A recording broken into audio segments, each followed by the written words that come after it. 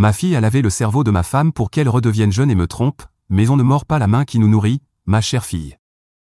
Bonjour, Reddit, ce n'est pas ainsi que j'imaginais ma vie.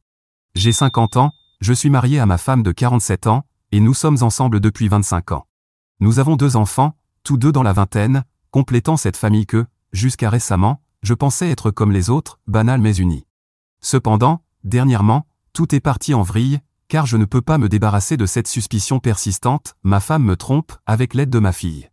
Tout a commencé il y a environ 6 mois, lorsque ma fille est née, Amara, 24 ans, est revenue vivre à la maison après avoir terminé ses études de 3e cycle. Au début, j'étais heureux de la revoir après plusieurs années passées à l'université. Elle a toujours été très proche de sa mère, et je me suis dit que ce serait bien qu'elle passe plus de temps ensemble. Mais il ne m'a pas fallu longtemps pour réaliser que quelque chose clochait. Ma femme, Diana, a commencé à agir différemment, portant des vêtements qui ne semblaient pas appropriés pour son âge, passant beaucoup plus de temps sur son téléphone et sortant avec Amara dans des endroits où elle n'allait normalement pas, sous prétexte de « soirée entre filles ». Au début, je pensais qu'Amara ne faisait que réveiller le côté amusant de Diana, mais ensuite, toute son attitude a changé. Elle a commencé à sauter les dîners en famille, trouvant des excuses pour éviter de passer du temps avec moi, et devenait chaque jour plus distante. Elle est même partie une semaine au Mexique avec Amara sans même me demander si je voulais venir. Ce n'était plus un mariage, juste 2 personnes cohabitant sous le même toit. Le point de rupture est arrivé il y a 2 semaines, lorsque Diana est rentrée tard après avoir fait des courses avec Amara. Elle portait des talons que je n'avais jamais vus et une robe qui ressemblait plus à quelque chose qu'achèterait ma fille, et non ma femme. Elle ne m'a même pas dit bonjour, elle est juste allée directement dans notre chambre et a verrouillé la porte. Amara, elle, était plus bavarde, mais même elle semblait étrangement sur la défensive quand je lui ai demandé ce qu'elles avaient fait ce soir-là. Quand j'ai enfin pu entrer dans la chambre, Diana dormait déjà. Moi, en revanche, je n'ai pas fermé l'œil. J'ai commencé à repenser à tous ces petits signes étranges, les tenues, les excuses, les sautes d'humeur, et je ne pouvais plus ignorer l'évidence. Je pense que Diana voit quelqu'un d'autre, et je crois qu'Amara est au courant. En fait, elle pourrait même l'encourager. Elle passe tellement de temps ensemble qu'il semble qu'elle influence sa mère de la pire des manières. J'ai passé toute ma vie d'adulte à essayer d'être le meilleur mari et père possible. J'ai travaillé de longues heures pour que Diana puisse rester à la maison quand les enfants étaient petits, leur offrant du temps ensemble. Je ne l'ai jamais trompée ni donné de raison de douter de moi, et maintenant ça ? Je ne veux pas y croire, mais je ne peux pas non plus ignorer tout ce qui se passe. Et puis il y a Amara. Elle a toujours été farouchement loyale envers sa mère, mais maintenant, j'ai l'impression qu'elle me cache activement quelque chose. Elle chuchote entre elles, arrête de parler quand j'entre dans la pièce, et parfois je les surprends en train d'échanger des regards entendus qui me donnent l'impression d'être la risée d'une blague privée. J'ai essayé d'en parler à Diana hier soir, en lançant d'un ton décontracté, « Vous passez beaucoup de temps ensemble, Amara et toi. Qu'est-ce qui se passe ?» Elle m'a écarté d'un revers de main en disant, « Quoi ? Tu es jaloux de ta propre fille ?» et elle a ri comme si de rien n'était. Mais ce n'était pas anodin. C'était un avertissement pour que j'arrête de poser des questions. Je ne pense pas pouvoir tirer quoi que ce soit de Diana pour l'instant, surtout si elle me trompe. Je ne pense pas qu'elle va simplement avouer comme si c'était sans importance. Amara non plus ne dira rien, je pense qu'elle la couvre et qu'elle prend plaisir à me voir subir ça. Ouais, la famille s'effondre, et personne ne veut le dire pour en finir une bonne fois pour toutes. Mise à jour 1. Je n'avais pas prévu de mettre à jour aussi vite, mais avec tout ce qui se passe, je n'ai pas le choix. Après mon dernier message, j'avais 2 options, rester passif et attendre d'autres signes, ou prendre les choses en main et découvrir la vérité une bonne fois pour toutes. Je n'ai pas confronté Diana directement, mais j'ai commencé à prêter une bien plus grande attention à son comportement, et à celui d'Amara aussi. Ce que j'ai découvert n'a fait que confirmer ce que je soupçonnais déjà. Il y a quelques jours, Diana est partie pour un de ses cours de yoga, mais quelque chose ne collait pas.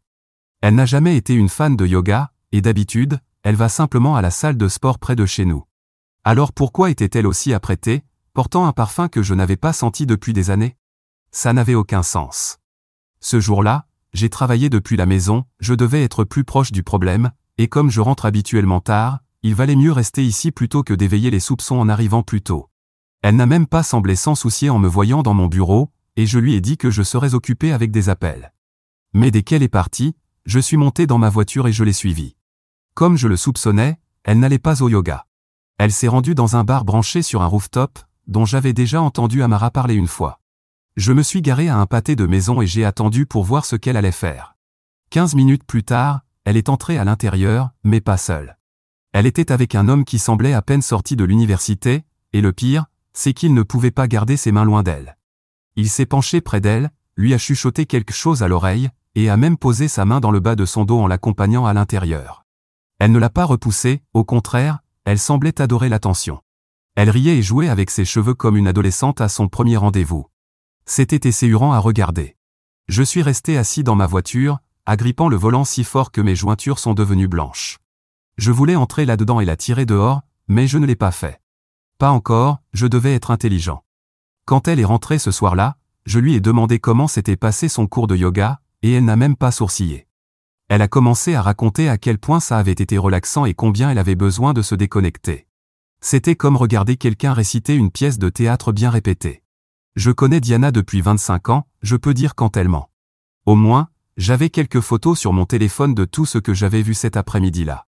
Le lendemain, j'ai trouvé une autre pièce du puzzle. J'ai décidé de vérifier le téléphone de Diana pendant qu'elle était sous la douche, une ligne que je n'aurais jamais pensé franchir, mais à ce stade, tout était permis. Dernièrement, elle était scotchée à son téléphone, alors je savais qu'il devait y avoir quelque chose. Et bien sûr, j'ai trouvé une série de messages avec quelqu'un enregistré sous le nom de « Oft ». Les messages n'étaient pas particulièrement explicites, mais ils n'avaient pas besoin de l'être. Le ton disait tout, joueur, aguicheur, et bien trop familier pour quelqu'un censé être juste un ami. Il y avait des références aux endroits où ils étaient allés ensemble, y compris ce rooftop bar, et même quelques photos d'eux souriant ensemble.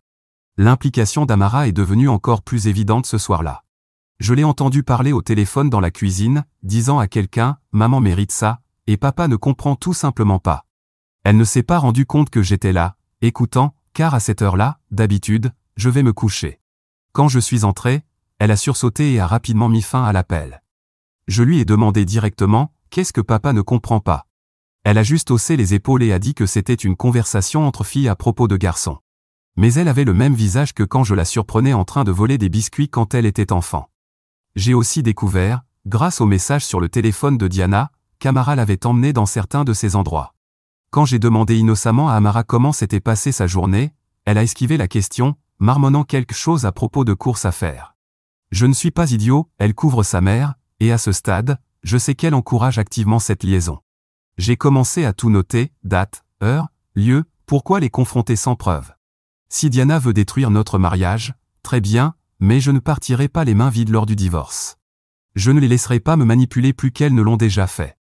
J'ai contacté un avocat le lendemain matin, et laissez-moi vous dire que c'était la conversation la plus libératrice que j'ai eue depuis des semaines. Il m'a dit de continuer à rassembler des preuves et d'éviter de la confronter tant que je n'aurai pas tout bien documenté. C'est exactement ce que je vais faire. Mais c'est là que tout devient encore plus tordu, j'ai appris, grâce à une amie d'Amara, qu'elle aide Diana à retrouver sa jeunesse. C'est une fille bien, et quand je lui ai demandé, elle a décidé de me dire la vérité. Apparemment, Amara pense que la vie de Diana était trop ennuyeuse et stagnante, et qu'elle avait besoin de profiter un peu. Qu'est-ce que ça veut dire, au juste? Ce n'est pas un de ces films sur la découverte de soi où l'épouse se trouve et tout le monde applaudit à la fin. C'est la vraie vie, et son petit projet est en train de détruire ma famille. J'ai l'impression d'être trahi des deux côtés. Non seulement ma femme me trompe, mais ma fille soutient activement cette trahison. J'ai passé des décennies à construire cette famille, à faire des sacrifices pour m'assurer que ma femme et mes filles aient tout ce dont elles avaient besoin.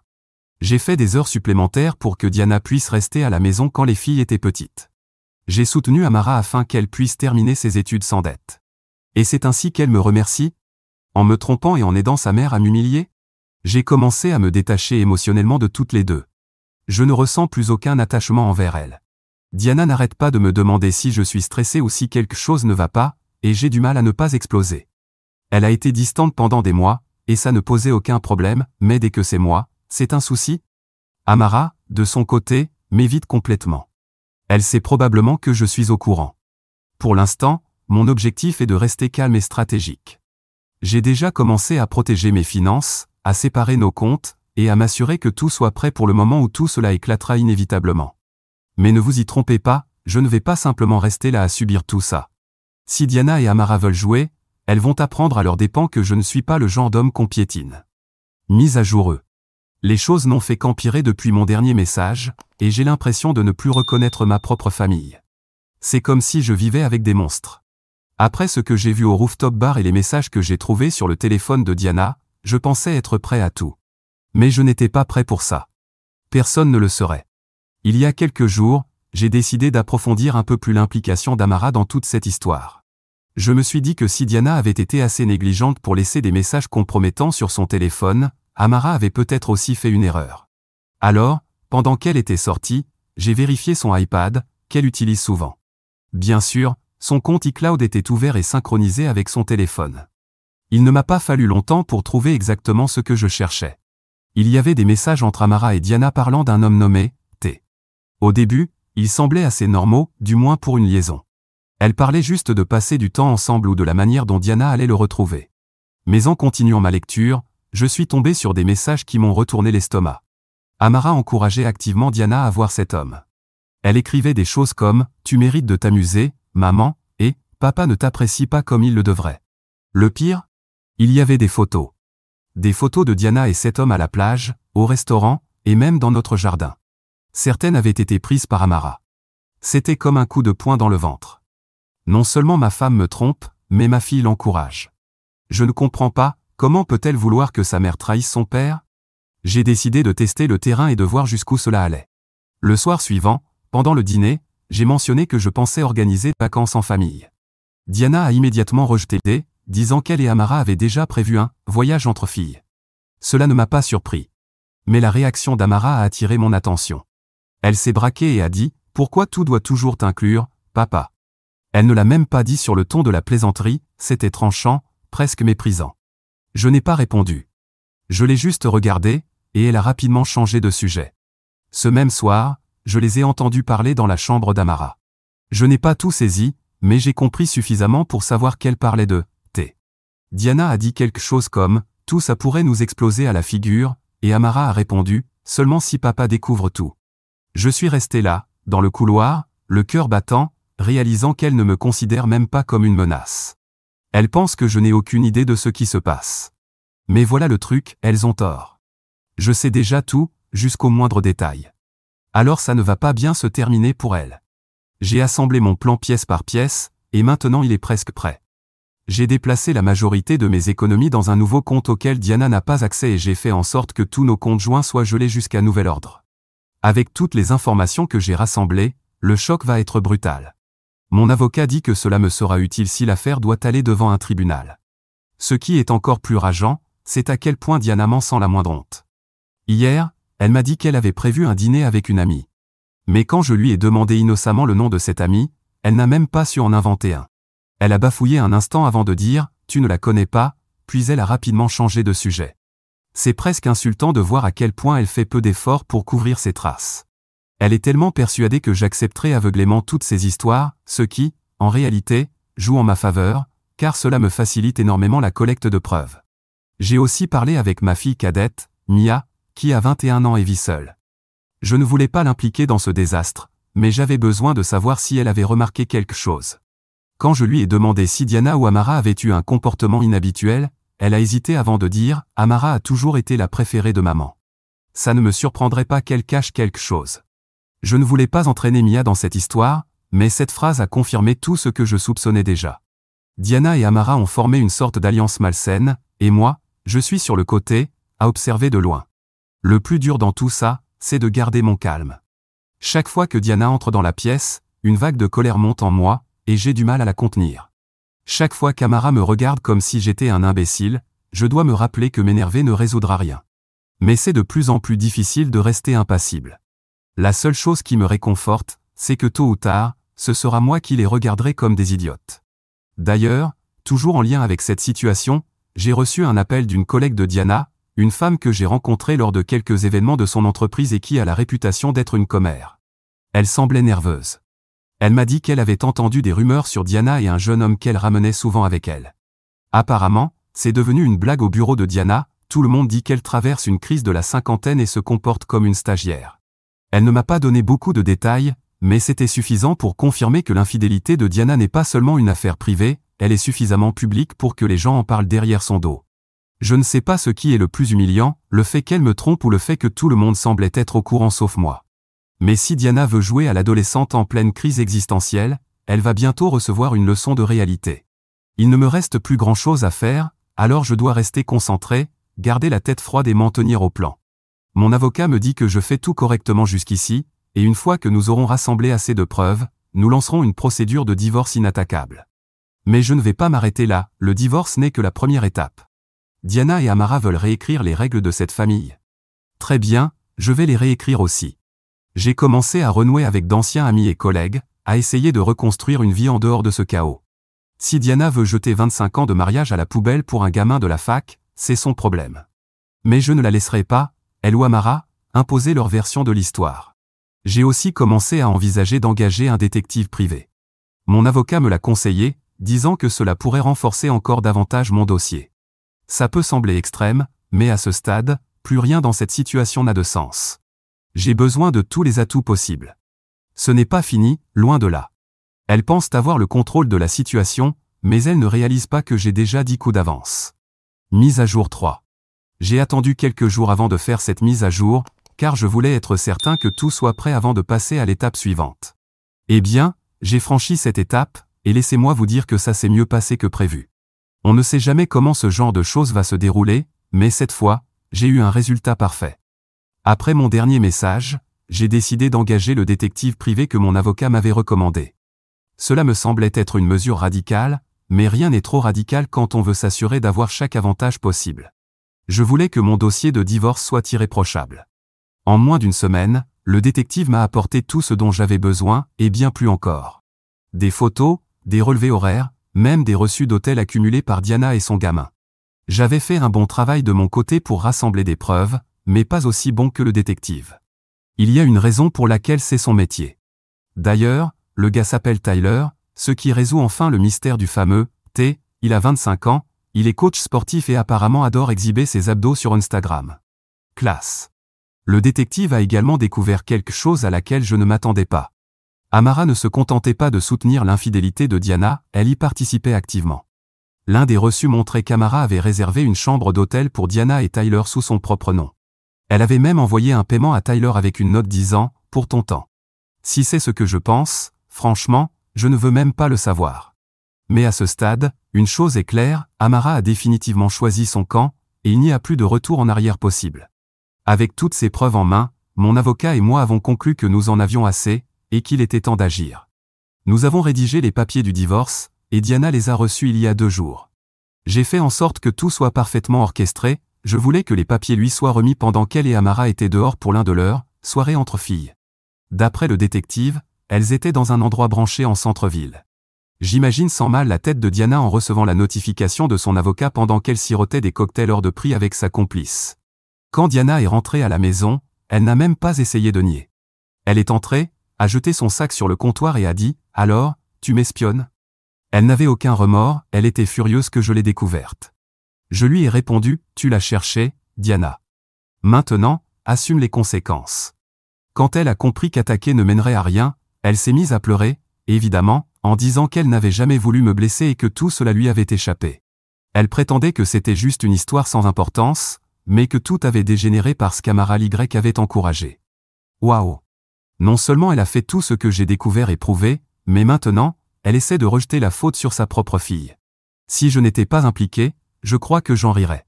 Amara n'était pas à la maison quand tout ça s'est produit, je suppose qu'elle avait décidé de rentrer tard, mais elle est revenue le matin suivant. Disons simplement que cette confrontation ne s'est pas mieux passée. Je lui ai montré les preuves que j'avais, et au lieu d'éprouver de la honte ou du remords, elle s'est mise sur la défensive. « Tu n'as jamais été là pour maman », m'a-t-elle lancé. Tout ce qui t'importait, c'était le travail. Bien sûr que le travail comptait, c'est ce qui payait toutes leurs absurdités. Que ma propre fille, qui n'a pas eu à débourser un centime pour ses études, et pas parce qu'elle était la meilleure élève, soit tombée aussi bas, c'est tout simplement pathétique. Eh bien, j'imagine que mère et fille peuvent continuer à creuser encore plus profondément. Je lui ai dit, si c'est ainsi que tu ressens les choses, alors peut-être qu'il est temps que tu commences à te débrouiller seule. Elle avait l'air choquée, probablement parce qu'elle pensait que je ne me défendrais jamais contre elle. Je pense aussi qu'elle croyait que tout ce divorce n'était qu'un jeu. Voilà pourquoi elle n'avait même pas jugé utile de rentrer. Elle était persuadée que papa allait tolérer toutes leurs conneries. Mais je lui ai dit, tu as passé toute la nuit dehors, alors tu peux faire tes valises et passer la journée dehors aussi. Elle est partie furieuse, attrapant quelques affaires dans sa chambre. Elle a lâché des phrases comme « Je n'arrive pas à croire que cette famille est en train d'être détruite juste parce que tu ne supportes pas de voir maman heureuse. » Eh bien, j'avais une révélation à lui faire, une vraie famille ne se comporte pas comme ça. Quant à ma fille cadette, Mia, elle est la seule qui est restée à mes côtés, la seule que je considère encore comme de la famille. Peut-être qu'elle est la fille à papa. Au moins, elle a adopté mes bonnes valeurs. Après que toute la vérité a éclaté, je l'ai assise et je lui ai raconté toute l'histoire. Elle était dévastée, pas seulement par ce que sa mère avait fait, mais aussi par l'implication profonde d'Amara. Elle m'a dit qu'elle avait toujours eu l'impression d'être à part, comme si Diana et Amara vivaient dans leur propre bulle, mais elle n'aurait jamais imaginé que les choses iraient aussi loin. Elle m'aide même à emballer les affaires de Diana pour les mettre dans un garde-meuble. Je ne peux pas exprimer à quel point cela compte pour moi en ce moment. Diana, quant à elle, vit chez Amara pour l'instant. Aucune d'elles ne peut être dans cette maison pour le moment. Je garde la maison, car elle m'a été offerte par mon père avant son décès. C'est pour cela que Diana n'arrête pas de m'appeler en pleurant, en me disant à quel point elle est désolée. Bien sûr, parce qu'elle n'a nulle part où aller à part le taudis qu'elle et Amara ont loué. Mais je lui rappelle toujours qu'elle ne devrait pas gaspiller ses larmes de crocodile sur moi, qu'elle devrait plutôt aller les verser sur les abdos de son gigolo. Amara, elle, préfère les messages, c'est plus dans l'air de son époque, mais c'est uniquement pour me dire à quel point elle me déteste et qu'elle aimerait que je sois mort pour pouvoir hériter de mon argent.